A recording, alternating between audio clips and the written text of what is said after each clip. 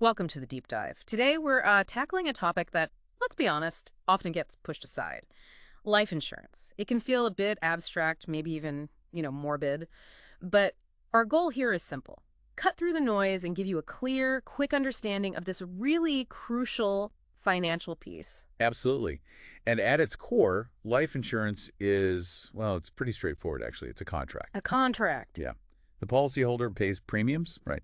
And the insurance company promises to pay out a tax-free lump sum. That's the death benefit to chosen beneficiaries. Okay. But only if the insured person, the one whose life is covered, passes away while that policy is actually active. You're basically insuring the financial impact of someone not being there anymore, their human capital value, if you will. Right, that's the key shift, isn't it? It's not really for the person who passes away. Exactly. It's about replacing their financial contribution for the people left behind. The beneficiary's spouse, kids, maybe a business partner. But I think where people get really tripped up is the difference between the main types, term versus permanent. They sound similar, but they're fundamentally different tools. Completely different. Term life is pure protection. Think of it like renting insurance. Renting. Yeah, you have it for a specific period, say 10, 20, maybe 30 years. It's designed to cover temporary but significant needs. Like a mortgage, or while the kids are young. Exactly that. It's usually the most affordable option because, well, if the term ends and you're still alive, the policy just expires. No value left. Job done, really. Okay, so term is for temporary big obligations, but permanent life, like whole life, that always seems way more complicated and, frankly, much more expensive. Why go that route? It is more expensive, and there's a reason. Permanent coverage, as the name suggests, lasts your entire lifetime. The whole life. Right, so the insurance company knows they will eventually pay out, assuming you keep paying the premiums. That certainty has to be priced in. Ah. And part of that higher premium goes into building something called cash value. It's like a savings component within the policy. And that cash value is the bit that gets interesting for, like, financial planning. That's right. It grows tax deferred, which is a big deal. You don't pay taxes on the gains year after year.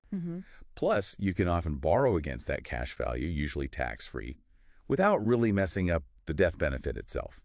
So it becomes a tool for things like estate planning or maybe funding a buy-sell agreement for a business, needs that don't just go away.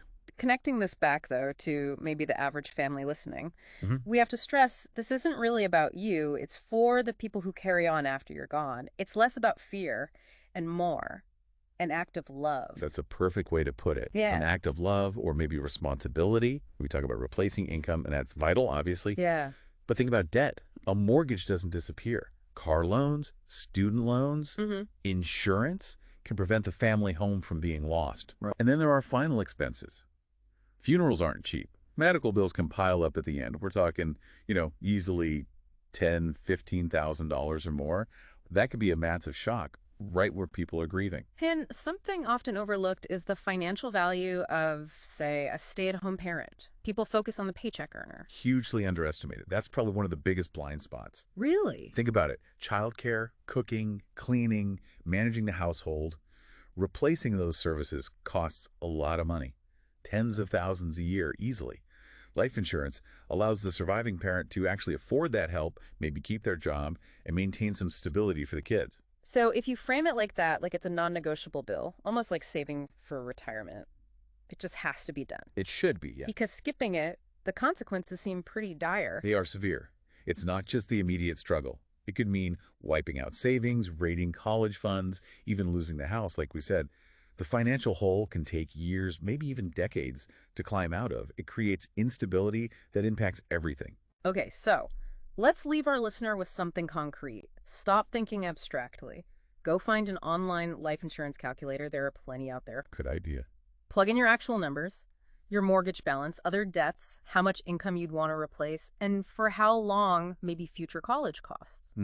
Seeing that final number, maybe it's $500,000, maybe it's over $1 million, it suddenly makes it very real, doesn't it? It makes taking action feel urgent. And look, if the number feels overwhelming, start smaller. Some coverage is infinitely better than zero coverage. Get something in place.